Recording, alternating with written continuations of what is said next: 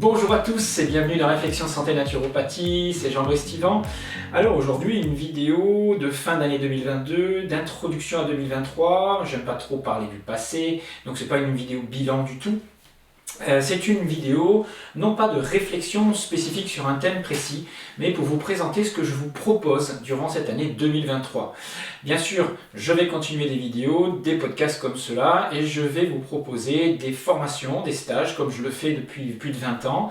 Et on me demande pourquoi les vidéos ne suffisent pas parfois pour travailler dans la santé et faire ou même appliquer des choses à soi. Alors, je leur dis, faites attention, les réflexions ne sont que des réflexions. Quand vous allez sur des sites pour regarder plein de thèmes, c'est très intéressant de se cultiver, d'expérimenter, de découvrir plein de techniques à travers des podcasts ou à travers des vidéos. Mais si vous voulez aller plus loin pour vous, si vous voulez aller vous prendre en main, vous ne serez pas capable d'individualiser, de tenir compte de la vitalité d'une personne, de son tempérament, d'ajuster sa nutrition, d'ajuster, on va dire, les rencontres, les contraintes de techniques naturelles de santé, de proposer des protocoles qui soient vraiment individualisés. C'est pour ça que je pense que si vous voulez aller plus loin en termes de santé, que vous voulez vraiment vous prendre en main durant cette année, vous avez la possibilité de le faire à travers des formations très complètes, beaucoup plus poussées et surtout qui vont vous apporter une certaine individualisation. Alors, ce que je vous propose, c'est de voir les stages que je vais vous proposer là, ces 6 premiers prochains mois. Tous ces stages sont ouverts, c'est-à-dire que vous n'êtes pas obligé de faire de la formation de professionnels de santé pour intégrer ces formations, et même si vous faites partie d'autres formations, vous pouvez y accéder. Alors ce sont des formations professionnalisantes, mais accessibles à tout le monde, à la carte, soit en direct, soit en visio, soit via des audios. Alors ce qui distingue mes formations des formations classiques de naturopathie, c'est l'approche psychobiologique des maladies, la relation qui peut exister entre votre cerveau, ce qu'il enregistre comme stress, comme traumatisme, comme programmation dans votre vie, et la biologisation de ce qu'on appelle des conflits qui se matérialisent sous forme de symptômes à différentes parties de votre corps. Pourquoi certaines personnes font plus certains symptômes que d'autres toute leur vie, même en modifiant leur hygiène de vie?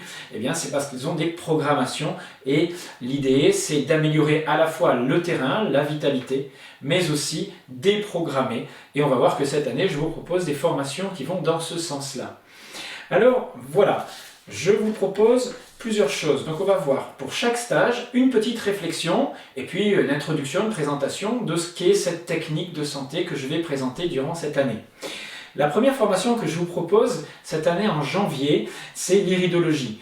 Alors c'est très bientôt, le 7 et 8 janvier 2023. Une formation qui est ouverte à tous. Attention, l'iridologie n'est pas un outil de diagnostic. Certains pensent qu'à travers la vision de l'iris, on arrive à tout voir, ce qui n'est absolument pas vrai. L'iris est la projection de l'état de notre terrain, de notre système nerveux et glandulaire, de la projection de notre vitalité. On doit l'utiliser comme un outil de terrain complémentaire de la psychomorphologie, de l'anamnèse ou des bilans sanguins, mais en aucun cas on ne peut poser un diagnostic à partir de la vision et l'analyse de l'iris. Bien sûr, on a accès à beaucoup de choses intéressantes dans l'iris, la capacité réactionnelle d'un individu, l'état de tension organique, l'état de son système nerveux, ses capacités d'élimination, l'état, on va dire, entre guillemets, des capacités à éliminer certains poisons du corps où ils sont situés, mais attention, ce n'est pas un outil pour vous dire tel organe est malade, tel organe va bien, c'est pas vrai, ça ne fonctionne pas comme ça. Je pense qu'on est dans l'ordre de la croyance, et à ce niveau-là, même si des études ont été faites et ont montré qu'on pouvait évaluer l'état plutôt énergétique d'un organe, mais à diagnostiquer quelque chose dessus, je ne le fais pas et il ne faut pas le faire. Et c'est pas dans ce sens-là que vous apprendrez l'iridologie. Par contre, c'est un fabuleux outil de connaissance du terrain et on peut l'adapter et l'intégrer dans un programme, un protocole de vitalité, de bilan de vitalité. Ensuite, ce que je vais vous proposer, c'est un gros stage très important au mois de février sur l'immunité et les maladies infectieuses. C'est un thème qui mobilise beaucoup d'attention aujourd'hui. On pense qu'il faut améliorer absolument son immunité. Comment faire pour lutter contre les virus, les microbes? Voilà, on est dans ce contexte-là. Il y a 3 théories. Le stage, la formation va présenter l'opposition entre 3 théories et ce qui va être pour moi la façon d'aborder les maladies infectieuses. Quand je dis maladies infectieuses, c'est toutes les maladies ORL, virales, bactériennes, angine, bronchite, sinusite, les maladies infectieuses épidémiques, etc., etc., les maladies infantiles. Voilà. Alors, comprendre ces 3 conceptions, la conception allopathique qui considère que le microbe est responsable de la maladie. On sait qu'aujourd'hui c'est largement dépassé. Les théories sur le microbiote ont montré qu'on pouvait vivre avec nos hôtes, voire même des hôtes, des microbes soi-disant pathogènes. Donc on sait très bien aujourd'hui qu'on va aller soit vers la vision naturopathique, le microbe n'est rien, le terrain est tout, vision de terrain, mais dans cette vision-là, on va vous faire travailler sur l'élimination de ce qui va être faire le lit du microbe. Donc la conception que le microbe ne peut se développer que sur un terrain dégradé ou trop surchargé en certains déchets, ou le fait que votre immunité ne soit pas capable de lutter contre l'envahisseur. Mais dans cette conception-là, on a toujours cette notion de lutter contre, que le microbe est l'agresseur, que vous êtes faible et que vous ne pouvez pas faire face à son agression. Les théories vers lesquelles on va en médecine nouvelle, c'est que le microbe fait partie du terrain, que le virus, même s'il ne vous appartient pas, bien qu'on ait un virobiote, peut être utilisé dans le sens d'une rééquilibration. C'est-à-dire que quand vous avez une maladie infectieuse, peut-être qu'elle est nécessaire pour aller vers une réparation tissulaire, vers une phase qu'on appelle de guérison, de réparation. Être dans une phase de maladie infectieuse, c'est peut-être être déjà en train de guérir. Alors attention, je ne dis pas qu'il ne faut pas intervenir, que ces phases de maladie infectieuse ne sont pas supportables par tout le monde. Il y en a qui ne sont pas capables de supporter des phases inflammatoires trop fortes, et c'est là que la médecine allopathique intervient. Donc comment faire la part des choses? Comment laisser le corps agir? Comment intervenir de façon judicieuse? À quel moment? Bien sûr, ça, on le voit dans la formation, mais ce qu'on va voir aussi et surtout, c'est pourquoi des personnes font sans arrêt des maladies infectieuses des voies ORL, par exemple. Certains vont faire que des angines, c'est bizarre, ils ne font jamais de bronchite. Et puis d'autres, c'est l'inverse, ils vont faire que des bronchites et jamais de sinusite, par exemple. D'autres seront sensibles à l'otite et pas à faire une rhinite allergique, par exemple. Donc, on a si c'est le terrain qui est dégradé, si c'est le terrain qui est fatigué, si l'immunité est basse, on devrait faire différentes pathologies infectieuses, différentes infections sur différents organes. Or, on ne le vérifie pas. En fait, chaque organe, chaque zone de votre corps correspond à un état conflictuel, un état de stress particulier. Et je ne dis pas que le virus va aller là à ce moment-là, c'est parce qu'on décode un organe en fonction d'un ressenti particulier. Et chaque maladie, qu'elle soit infectieuse ou pas d'ailleurs, vous raconte un état conflictuel que vous êtes en train de vivre, quelque chose que vous n'avez pas achevé émotionnellement et qui va être à un moment donné pris en charge et réparé par une phase infectieuse. Voilà, je ne vais pas m'étendre, on verra ça avec les épidémies et plein d'autres choses, durant cette formation qui a lieu début février. Les liens de toutes ces formations-là sont en bas de cette vidéo ou sinon sur le site alsacenaturo.com. Alors, une autre formation qui concerne les maladies du système ostéomusculaire, toujours avec cette double approche de la naturopathie, étude du terrain, améliorer l'état fonctionnel de nos organes, les os, les articulations, bien sûr l'état musculaire. Et on verra donc des pathologies comme les tendinites, les entorses, mais aussi l'arthrose, les élongations, etc. Et ce qu'on va essayer de comprendre aussi et surtout, c'est pourquoi telle ou telle partie de mon corps est le siège d'une inflammation, d'une pathologie. Pourquoi j'ai une spondylarthrite? Pourquoi j'ai de l'arthrose que dans mes genoux? Pourquoi j'ai mes hanches qui me font mal et pas autre chose? C'est toujours la même chose. On va voir que chaque partie de notre corps a une symbolique, a une fonction qui renvoie à un conflit, à un ressenti bien précis. Donc, l'approche naturopathique de terrain, qu'est-ce qu'on fait quand on a une pathologie inflammatoire? Comment on va la traiter? Comment on va compenser? Comment on va aborder la nutrition à ce moment-là? Limiter l'inflammation du moins. Et puis ensuite, essayer de comprendre l'essence, la cause, la racine de notre douleur, de notre souffrance, qui cible une zone et pas une autre. Et on va voir pour ça la symbolique de chaque articulation, jusqu'au doigt, chaque vertèbre. Comment on peut comprendre un symptôme à ce niveau-là. Donc ça, c'est pour le mois de mars. Et puis en avril, on va aborder la notion d'acte symbolique. Alors ça, c'est un stage qui est réservé à des personnes qui travaillent dans la libération de l'inconscient, la PNL, etc. On va aborder ce sujet-là sur 12 aspects. Ce qu'on appelle les abus, comment se libérer de nos abus. On a tous vécu des abus dans notre vie, que ce soit des abus physiques, intellectuels, professionnels, sociaux, des abus sexuels. Tous ces abus-là entraînent ce qu'on appelle des micro-traumatismes dans notre vie, des situations émotionnelles lourdes qui plombent notre inconscient et notre cerveau peut s'en libérer. Une fois que vous avez travaillé sur votre histoire, sur vos conflits, que vous avez compris vos souffrances, maintenant il faut les libérer, il faut les déprogrammer. Et ça, c'est le travail qu'un thérapeute peut faire. Mais vous avez aussi des outils que vous pouvez facilement appliquer et utiliser. Les actes symboliques, des lettres particulières avec des mots-clés, des phrases clés, sont très intéressants pour le cerveau et on apprendra à utiliser ça avec un spécialiste de cette technique-là.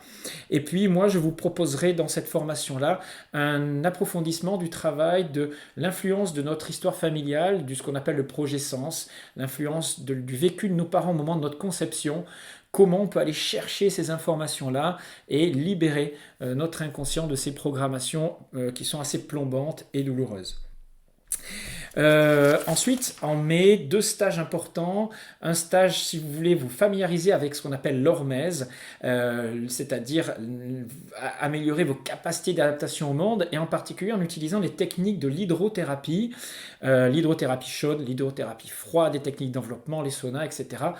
Bien maîtriser ces techniques naturelles de santé, les appliquer et surtout les utiliser en fonction de la vitalité et l'individualisation qui est très importante. Bien sûr, il y a tout un courant, tout le monde veut faire son bain froid, prendre son sauna hyper chaud, mais tout le monde ne peut pas utiliser ces techniques dites extrêmes. Il y a des phases d'adaptation, des apprentissages pour le corps qu'il faut respecter. Sinon, vous allez vous épuiser. Voilà, donc on découvrira tout ça. Et puis fin mai, sur le week-end de l'Ascension, entre le 27 et le 29 mai, je vous propose le grand stage de l'année avec le séjour de jeûne. Alors ce stage s'appelle Vivre selon le mode ancestral. J'ai fait appel à de nombreux intervenants, des youtubeurs qui travaillent sur des domaines de la santé et qui vous partageront leurs connaissances. On va voir comment le mode de vie ancestral peut influencer aujourd'hui notre mode de vie dans le sens d'une amélioration de la santé. C'est un petit peu un retour aux racines. Cécile de Crescendo-Vita, elle est spécialiste du régime d'alimentation cétogène et elle vous partagera et approfondira vraiment ces thèmes pour être capable de le mettre en place de façon très performante.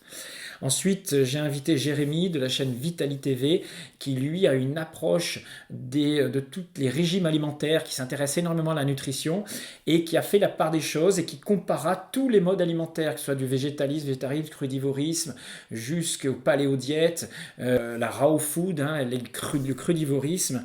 Et puis, pour aboutir à ce qu'on appelle la primal diète, qui est l'alimentation qui se rappelle le plus de notre alimentation ancestrale, même si on cuisait déjà à l'époque, on verra ce qu'est la primal diète.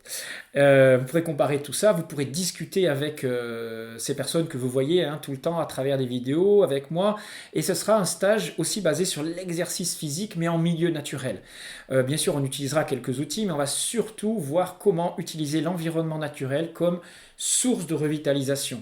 Faire des exercices dans la nature, pieds nus, en travaillant sur des terrains peu escarpés, avec des éléments qu'on trouve dans la nature comme poids supplémentaires, etc. Mais c'est surtout la mobilité qu'on essaiera de développer. Mais ce que je vous donnerai surtout, c'est des routines que vous pourrez utiliser chez vous et mettre en place dans vos randonnées, dans vos footings, pour pouvoir améliorer votre fonctionnalité. Bien sûr, en par les cours, le soir, vous aurez aussi des veillées sur forme de quiz pour vérifier vos connaissances, et puis vous pourrez poser des questions, vous pourrez discuter avec nous sur des thèmes de santé de votre choix. C'est des moments d'échange, des moments de convivialité très importants.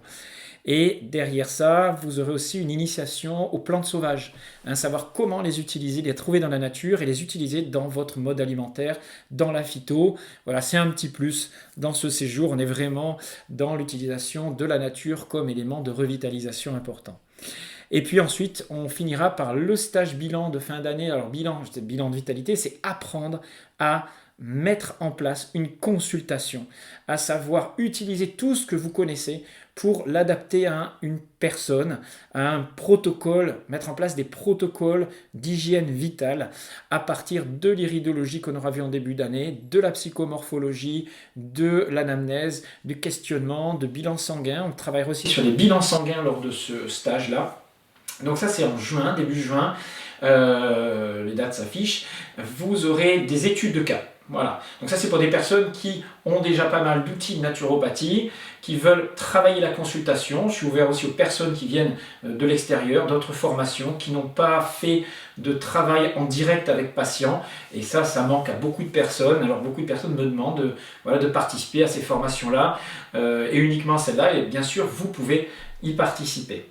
Et puis, toujours en fin d'année, milieu d'année, au mois de juillet, du 5 au 9 juillet cette année, le séjour de jeûne, un séjour ouvert à tout le monde. Attention, il n'y a que 19 places, souvent c'est déjà plein au mois d'avril, donc prenez-y-vous à l'avance. C'est 5 jours d'immersion, vivre un jeûne, 3 formules, soit un jeûne classique à l'eau, un jeûne, si vous voulez l'adoucir un petit peu, au jus, aux soupes, et puis un jeûne sinon plus extrême, un jeûne sec. Alors vous verrez que durant cette année, j'ai fait des vidéos et vous verrez qu'il y en a un qui vous parlera de ses expériences de jeûne sec extrême, jusqu'à 9 jours de jeûne sec. Nous, on pourrait vivre une journée de jeûne sec jusqu'à 5 jours maximum. Bien sûr, vous serez encadré. Il y a des suivis d'analyse, glycémie, corset tonique. On fait autre chose, on fait des ateliers, on suit des cours, on vit dans la nature. Voilà, vous serez dans un minimum de confort, mais c'est surtout une retraite qui est importante. Un jeûne, c'est pas qu'un jeûne alimentaire, c'est aussi un jeûne vis-à-vis de la société, le bruit, l'information.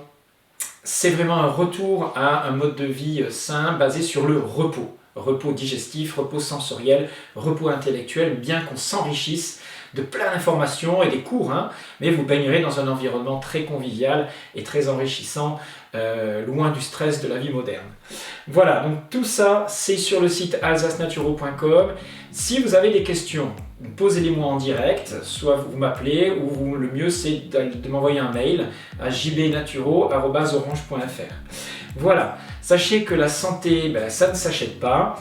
Elle dépend bien sûr de ce que vous allez faire comme acte, comme chose, mais il n'y a que vous qui pouvez vous rendre votre corps de plus en plus sain. C'est quelque chose qui se gagne au quotidien. Voilà, vous offrir de temps en temps par des moments de prise en charge et de soins individuels.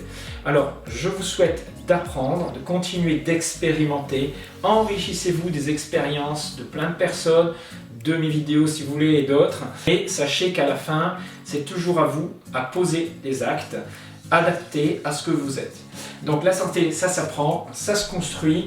Et donc, je vous invite à faire durant cette année 2023, c'est de prendre soin de vous, car comme d'habitude, personne ne peut le faire à votre place. Merci à tous les internautes pour vos remarques, votre suivi, d'être toujours aussi nombreux à me suivre. Je m'enrichis aussi de vos remarques, de vos commentaires. Continuez en cette année 2023 et je te donne rendez-vous donc sur ces formations si vous voulez aller plus loin. C'était Jean-Louis Stivan. Au revoir.